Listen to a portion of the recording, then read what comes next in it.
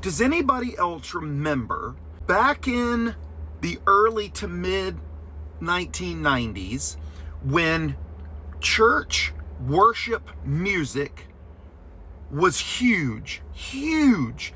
Like, I was in my teens and I went to church all the time. We lived close and went to this church and I loved going. It has nothing to do with that.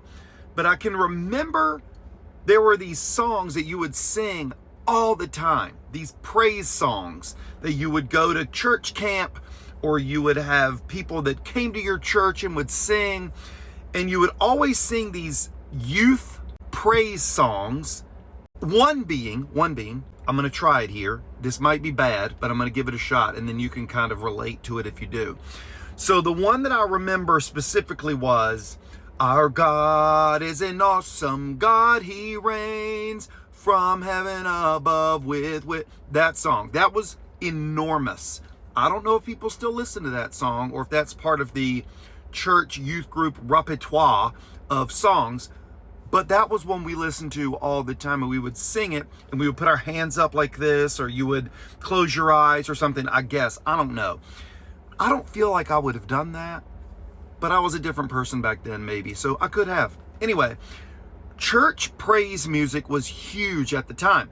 And there were these artists that were big at the time. Michael W. Smith comes to mind. I think there was a guy named Stephen Curtis Chapman, maybe. He had some huge hits. There was a group called DC Talk that was huge at the time. I have no clue if these guys are big anymore. Zero idea.